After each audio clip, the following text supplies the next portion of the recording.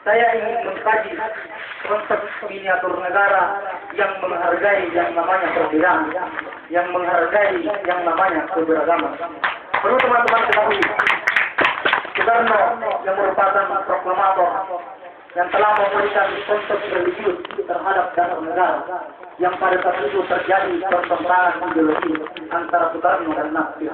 Sebagaimana Soekarno menetapkan bahwa yang harus kita berlakukan di negara ini sebagai dasar harus menggunakan dasar Pancasila, dengan alasan bahwa supaya agama, supaya politik sama-sama berjalan tidak bertentangan, maka agama mengurus agama masing-masing dan politik mengurus politik masing-masing.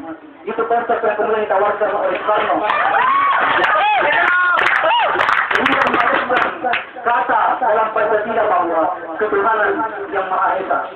Tapi sebelum itu ada antitesa yang kemudian ditimbulkan oleh Nasir yang mengkonsepkan sebenarnya bukan Pancasila yang harus kita gunakan, karena Pancasila sifatnya sekularisme yang membedakan urusan agama dengan urusan negara. Walaupun sebenarnya secara spiritual kitab dalam Al-Quran itu mencakup segala sistem pemerintahan, begitupun dengan kitab-kitab yang lain.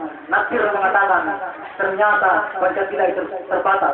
Kita harus menggunakan konsep Piagam Jakarta, sebagaimana yang pertama mengatakan bahwa ketuhanan dalam berkewajiban menjalankan syariat Islam bagi pemeluk-pemeluknya. Ini merupakan dua konsep yang kemudian akan saya jawab dengan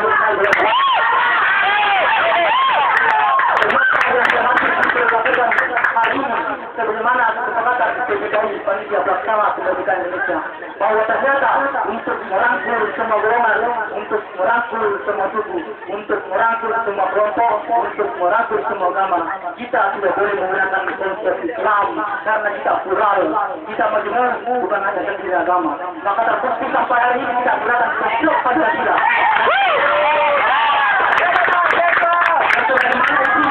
Mencakup semua golongan. Mari kita tarik realitas analogi yang terjadi di Universitas Makassar, sebagaimana kepentingan badan eksekutif mahasiswa. Saya pun sadar bahwa ini Universitas Makassar bukan hanya terdiri dari satu agama, bukan hanya terdiri dari satu golongan. Saya membahas masalah agama bukan berarti mensudutkan ataupun memarginalkan agama yang lain, karena saya yakin agama samawi yang diturunkan oleh Allah Subhanahu wa Ta'ala ada tiga, agamanya Yahudi, agamanya Nasrani, dan agamanya Islam.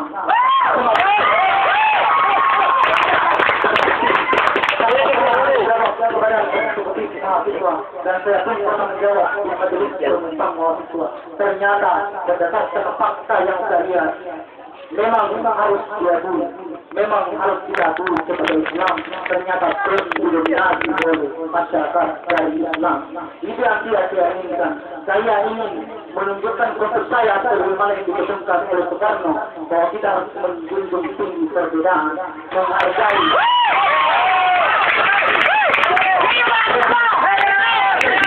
Tidak ada lagi dominasi golongan, tidak ada lagi dominasi agama. Tapi kita secara bersama, entah itu Islam, entah itu Kristen, entah itu suku yang lain yang berbeda, kita bisa satu dalam nama tulis saja satu di mana.